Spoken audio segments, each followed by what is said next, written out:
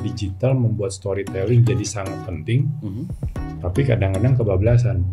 Seringkali sekedar mengejar sensasi tanpa ada esensi. Brand yang sebenarnya banyak sekali melakukan sekedar gimmick storytelling. Karena nama brand barunya Republic, dia mau pasang billboard, terus mau digoreng seakan-akan ini partai baru. Namanya Partai Republik, ya kan? Bikin heboh-heboh pada saat harinya, kasih tahu bahwa itu sebenarnya kita nge-prank. Sebenarnya adalah brand sepatu baru dari Republic. Iya betul. Brand kita atau memang produk kita gitu ya, dan relate juga dengan sasaran yang memang kita mau ajak bicara gitu kan. Kalau nggak relate ya seperti tadi jadinya cuma gimmick aja.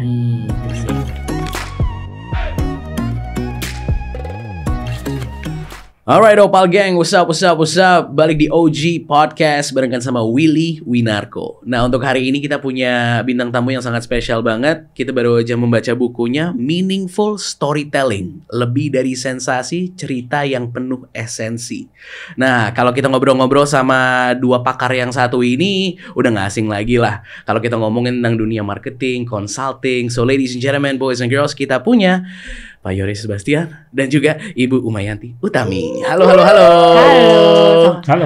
Gimana kabarnya? Ketemu lagi. Waktu itu kalau nggak salah di Bali ya kita ketemu ya. Di bis waktu itu. Nah ini new book, buku ke-11 kalau buat Mas Yoris ya jatuhnya ya. Kalau untuk Mbak Umay gitu ya, aku pengen ngobrol juga nih tentang akhirnya. Ini kan ibaratnya dari OMG Consultant ya berarti ya, gitu kan. Akhirnya bisa connect terus akhirnya membuat buku ini seperti apa kalau boleh tahu? Ya kalau saya kan memang setiap bikin buku itu sebenarnya menjawab keresahan saya. Dulu buku-buku awal saya resah bahwa orang Indonesia terima nasib dibilang nggak kreatif.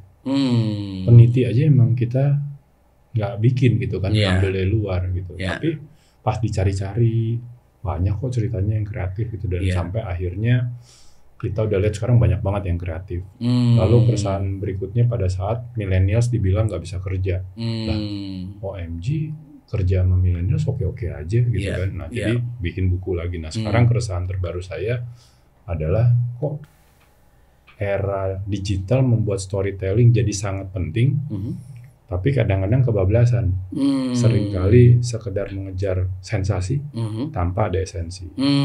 Nah pas sudah bikin bukunya, black cover, daftar isi, baru saya kepikiran kayaknya nih sahabat saya yang di OMG juga punya beberapa cerita juga. Dan nantinya pada saat kita misalnya bikin seminar atau dan lain hal, dia punya banyak lagi cerita yang bisa di-share. Jadi akhirnya saya ajak. Oke. Meaningful storytelling. Sebelumnya, adakah storytelling yang nggak meaningful dan seperti apa sih? Nah, kalau di buku yang saya kasih contoh, saya sengaja nggak ngasih contoh dari brand yang sebenarnya banyak sekali melakukan sekedar gimmick storytelling. Saya ngambil contoh dari narasumber saya namanya Yasa Singgi. Dia waktu itu mau nutup perusahaannya Men's Republic sepatunya. Karena melakukan beberapa kesalahan, sudah dapat investor baru, sudah siap dana 700 juta, akan membuat sebuah kampanye, karena nama brand barunya Republic, dia mau pasang billboard, terus mau digoreng seakan-akan ini partai baru, namanya Partai Republik, ya kan? Tapi logonya Republic doang. Bikin heboh-heboh pada saat harinya, kasih tahu bahwa itu sebenarnya kita nge-prank. Sebenarnya adalah brand sepatu baru dari Republic. Iya betul. Nah, udah di plan, agensi udah ngasih budget 700 juta, dananya sudah ada. Dia cerita ke teman baiknya dia. Teman baiknya bilang, Yasa, lu kalau di Instagram pribadi lu biasa storytelling. Kenapa lu mau bikin gimmick storytelling? Akhirnya Yasa bilang, minta maaf sama agensi, nggak jadi. Dia mulai bercerita. Di Instagram pribadi dia dan di Instagramnya Men's Republic. Bagaimana sejarahnya berdiri, kenapa akhirnya salah, pelajarannya apa, dan akhirnya Men's Republic tutup. Nah itu yang viral banget. Itu tuh cerita. Bahwa, sampai ditelepon orang kementerian, ditelepon sama ini, mau dikasih bantuan supaya nih kan karya anak bangsa jangan sampai tutup. Tapi dia bilang ya enggak, justru dengan dia cerita dapat sensasinya, tapi ada esensinya. Itu dia. Ini lebih dari sensasi, cerita yang penuh esensi. Nah, esensi yang dimaksud yang kayak gimana nih kalau boleh tahu? Iya, jadi kayak misalnya saya kemarin luncurin buku kan, 7 hari 7 malam. Gitu. Nah, terkesan sensasional dan tentunya sangat melelahkan, gitu ya. Tapi esensinya apa? Karena ini buku saya yang ke-11. Pengalaman dari berbagai launching buku, pada saat bikin launchingnya cuma 1 kali, itu kita nggak bisa meng-capture semua target market yang kita pengen tuju. Dan karena kita udah sibuk banget, kayak kemarin deh, Idea Fest gitu ya. Satu dari belasan program kita selama 7 hari 7 malam. Itu aja ada beberapa orang akhirnya, padahal dia datang ke sesi saya, kenalannya lewat DM. Mas Agus katanya Mas Yoris ramai banget yang ngerubungin gitu kan. Nah, itu aja kita udah bikin 15 event selama 7 hari 7 malam. Dengan berbagai segmen, ada mahasiswa, ada karyawan, ada wanita entrepreneur. Nah, itu aja belum ke-capture semua. Jadi esensinya bukan karena mau kayak bikin kawinan 7 hari 7 malam.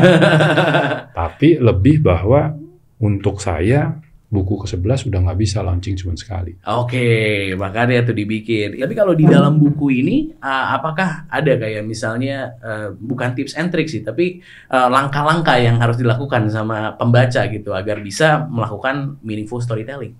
Ya, sebenarnya seperti biasa, gaya buku saya kan dari awal sampai akhir itu, dari ngasih dasar-dasarnya sampai berbagai case study, cerita, sudut pandang. Tapi nanti di chapter 8, chapter terakhir, itu ada rangkumannya. Langkah-langkah atau checklist lah ya. Kalau kita mau bikin meaningful storytelling tuh, apa aja sih yang harus dipikirin gitu kan. Nah, tetap sih kami berdua kasih juga. Dan tadi mungkin menambahkan lagi contoh study case yang menarik, yang saya rasa pasti para pendengar sering banget melihat gitu ya. Dapat muri. Ya kan. Nah, saya masukin di situ bahwa saya pas peluncuran buku saya yang pertama ternyata dapat muri. Saya ditelepon sama penerbit saya, Mas Yoris dapat muri nih, mau bikin acara harganya segini, nanti potong royalti. Kalau saya nanya, kalau cuman sertifikatnya aja berapa, gitu kan? Adalah angkanya nggak mahal gitu. Potong royalti. Ya udah saya ambil sertifikatnya aja.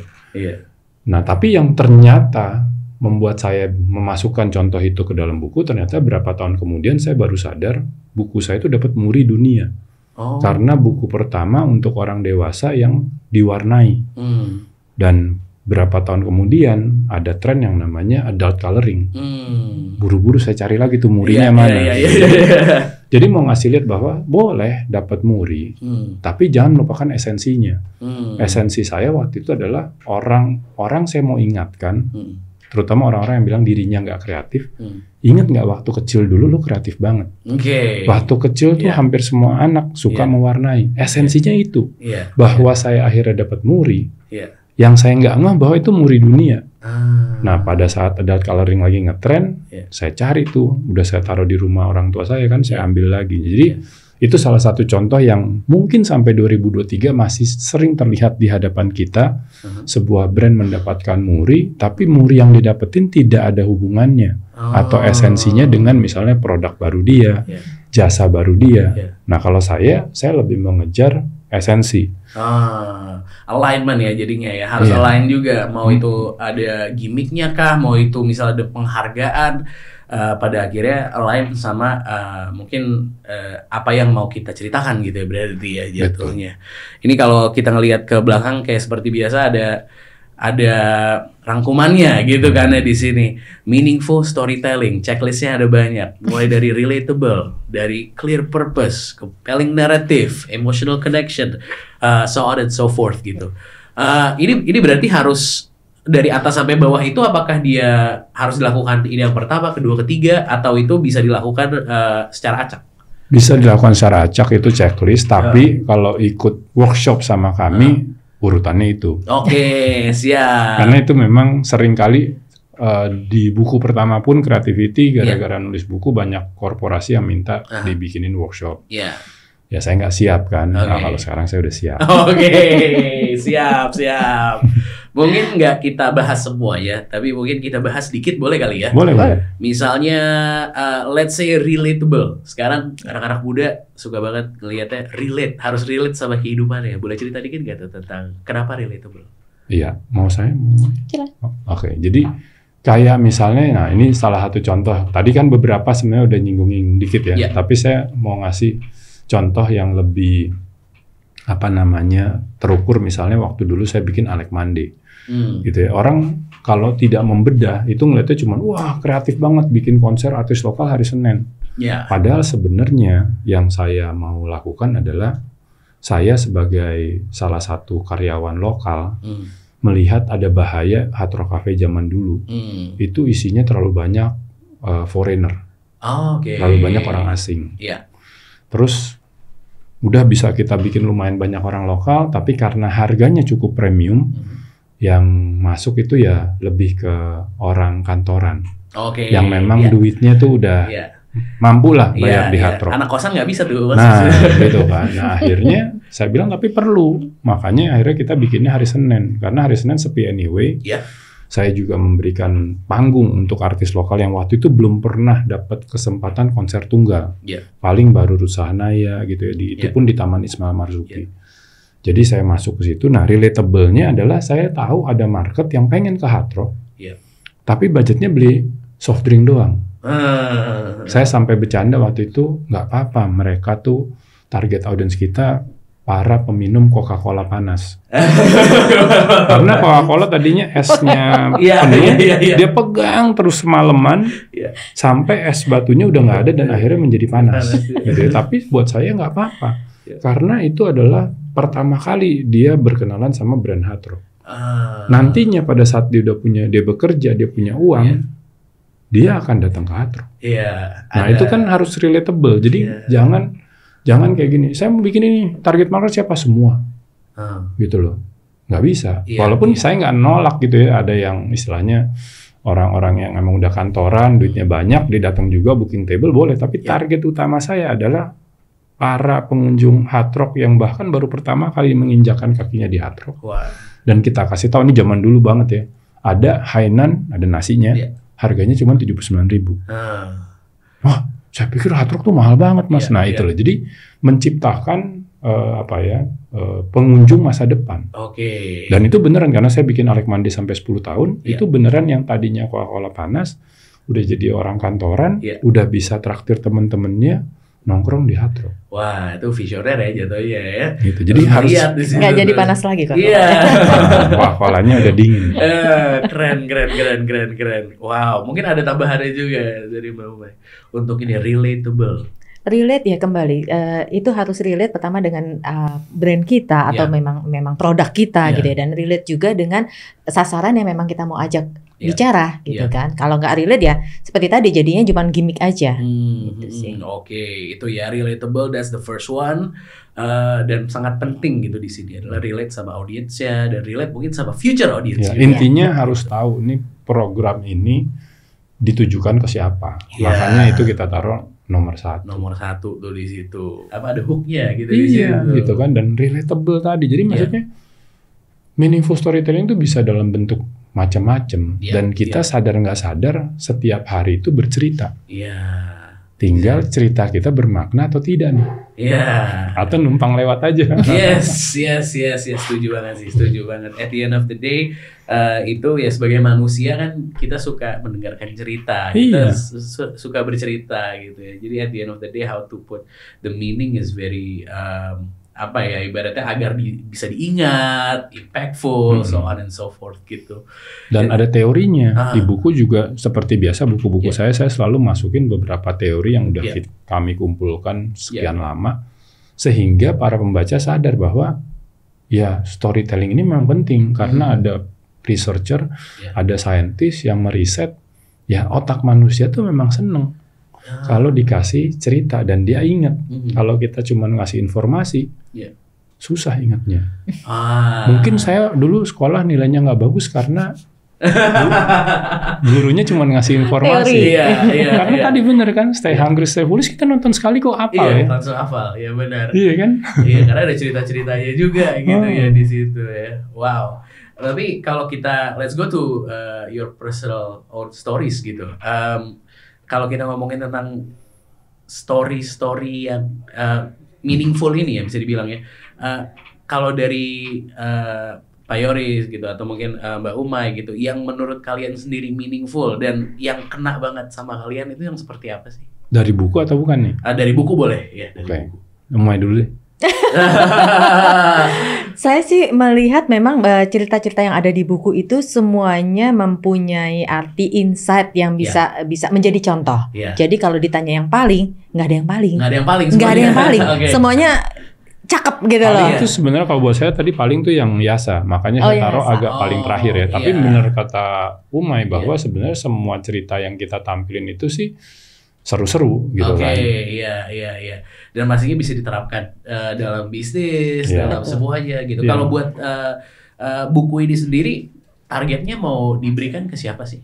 Kalau saya seperti biasa, target utama saya, karena pas kita nulis kan memang harus ada target utama. Target utama saya adalah para pekerja. Bisa itu dia kerja sebagai karyawan, bisa itu dia kerja sebagai owner, sama sebagai wirausaha. Dan di buku itu ada banyak contoh, baik untuk dia pribadi ataupun dia sebagai perusahaan. Jadi sengaja tadi saya juga cerita kayak misalnya pidato gitu kan. Nah, pidato kan nggak hanya buat bos-bos gitu. Dan ini yang saya seneng banget ya, nggak janjian nih. Harvard Business Review terbaru, covernya tentang storytelling. Wow. Semesta mendukung.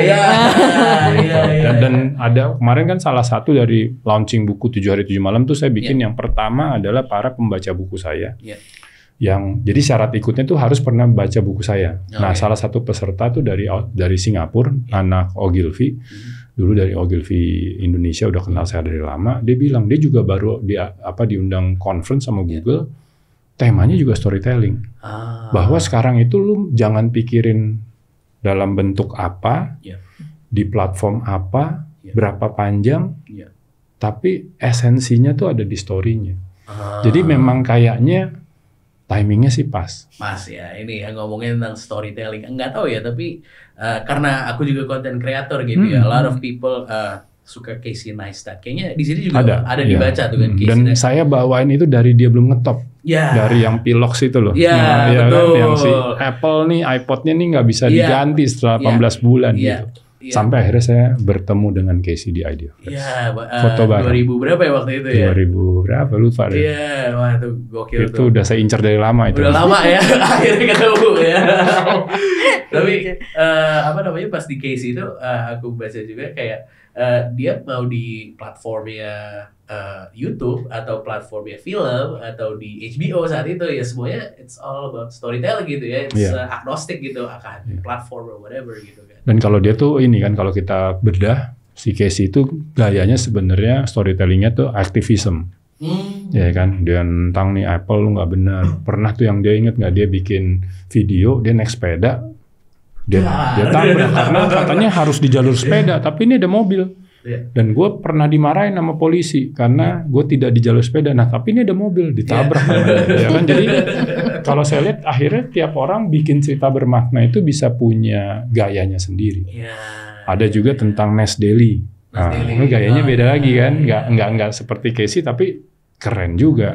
Jadi ada contoh yang inspiring juga, Human of New York. Itu berawal dari Facebook. Jadi saya dan Umay sambil kita ngasih tahu bahwa storytelling itu ada banyak platformnya, kita coba tampilkan 1-2 contoh dari masing-masing platform. Wow, seru banget sih. Definitely. Ada harapan sendiri nggak sih tentang buku ini? Definitely buat yang orang-orang membacanya untuk pembacanya. Ya, kalau saya sekarang dengan yakin, kalau dulu kan sekedar berharap. Kalau sekarang kan udah buku ke-11, sangat yakin. Kemarin aja beberapa udah mulai DM gitu ya di Instagram. Buku ini ringan, aplikatif, dan seperti biasa kalau di 10 buku sebelumnya, biasanya akan ada orang-orang yang, "Mas, saya udah bikin ini, Mas." Wah, gila, keren banget. Kan kadang-kadang lebih keren dari saya gitu. Kalau kayak di buku Biang Inovasi, ada peserta saya yang udah juara dunia. Terus dia bilang, loh Mas Yoris kan juga juara dunia. Jangan salah, saya waktu itu juara dunia juara 2. Kamu juara 1. Jadi kamu lebih keren dari saya gitu kan. Jadi maksudnya sudah terbiasa bahwa buku itu memang bisa menggerakkan dan bisa mengubah seseorang. Nice, oke. Kalau buku dari Umay, buku pertamanya. Ini gimana nih? Iya, harapannya sih memang tidak hanya tadi seperti Mas Yoris bilang pekerja atau mereka yang memang punya bisnis, tapi juga mahasiswa, mungkin mereka yang masih kuliah pun bisa membaca buku ini, bisa ngambil insight-insightnya dan bisa create something yang istilahnya tidak mungkin di kampus dia sekarang ataupun nextnya pas dia sudah bekerja itu. Oke, ya jadi ini ibaratnya jadi konkret gitu ya, menjadi sesuatu ya. Wow, pastinya teman-teman di sini ada banyak banget dari mulai ceritanya, dari step-stepsnya gitu ya untuk membuat sebuah meaningful storytelling ini. It's a great book, you gotta check it out. Mungkin sebelum kita pamit gitu ya, kenapa teman-teman harus membuat sebuah storytelling yang meaningful? Mungkin dari Mbak Umay dulu kali ya. Kenapa membuat itu bisa yang memang direncanakan, bisa tidak disengaja gitu ya. Tapi intinya adalah melakukan sesuatu itu dengan makna. Artinya memang kembali relatable dan ada purpose-nya. Purpose-nya apa? Kalau cuma sekedar viral, sudahlah gitu ya. Sudahlah. Di ini udah banyak banget yang viral-viral, tapi apakah memang punya meaning atau enggak, itu kan yang menjadi tanda tanya seperti itu. Nah, ya udah lakukan. Itu ya, lakukan saja. Dan it's not just about going viral, but having meaning behind the virality gitu di sini. Siap. Mungkin dari Mas Yoris? Iya, jadi ya tadi setiap orang sebenarnya di posisi apapun dia sudah bercerita. Nah buat saya anggap aja semua orang baik ya. Dia selama ini nggak tahu aja bahwa sebenarnya yang lebih baik itu adalah meaningful storytelling. Karena ada yang mikir kan, oh itu keren itu. Bahkan di salah satu interview kayak gini, pas saya tadi ceritain yang Yasa Singgi tuh, tadi saya pikir itu yang keren Mas. 700 juta itu yang itu karena saya cerita dulu baru saya bilang itu contoh yang gimmick storytelling. Karena ya di depan mata kita sebenarnya yang seperti itu banyak sekali. Menghabiskan budget yang sangat besar gitu ya. Termasuk kayak misalnya iklan kami mengucapkan selamat Idul Fitri. Iya kan? Itu kan maksudnya ditaruh gitu ya, dipasang di billboard segala macam. Apakah akan membuat kita jadi cinta sama brand tersebut gitu kan? Nah ada banyak cara untuk bercerita. Nah buku ini kita anggap aja orang-orang selama ini nggak tahu. Ini kita kasih tahu karena di posisi apapun, mau dia kasih pidato, mau dia bikin kampanye, billboard para calon legislatif. Ada nggak sih orang yang milih seseorang hanya gara-gara lihat billboard? Nah itu kan, jadi maksudnya in everything that we do, nggak usah cari hal baru yang kita lakukan, itu sebenarnya banyak kesempatan buat kita membuat cerita bermakna. Nice. Meaningful storytelling bisa dibeli di sebuah toko buku ya yang ada di Indonesia pastinya. Online juga bisa. Online juga bisa gitu toko ya. Buku fisik juga sudah tersebar rata. Tapi nggak tahu kenapa megang buku tuh enak gitu. Iya. Satu lagi Mas Willy, tahu nggak kenapa tengahnya bolong? Story. Kenapa tuh? Nah, kenapa yo? Coba dibuka kan? Kalau kita buka, nah bolong kan? Oh, ini tuh ada tempat buat naro kayak apa nih? Kayak foto atau apa ya? Foto 3R. This one. Oke. So, teman-teman bisa cetak foto, masukkan untuk mengganti si kartu pos tadi, gitu kan? Dan kemudian jadi terlihatlah wajah kita, kelihatan wajahnya Mas Willy. Itu manifest Mas Willy atau apa? Afirmasi ya? Afirmasi. Next year akan bikin sesuatu yang meaningful. Amin. Because you are the story. Yes. Wah, sangat meaningful. Ada di sini ya. Oke, Om Alge, pastinya terima kasih banyak. This is OG Podcast barengan sama Willy Winarko. Terima kasih banyak untuk Mas Yoris, untuk Mbak Umay. Jangan lupa buat follow kita di semua sosial media opal_id, dan sampai jumpa di podcast berikutnya. Terima kasih.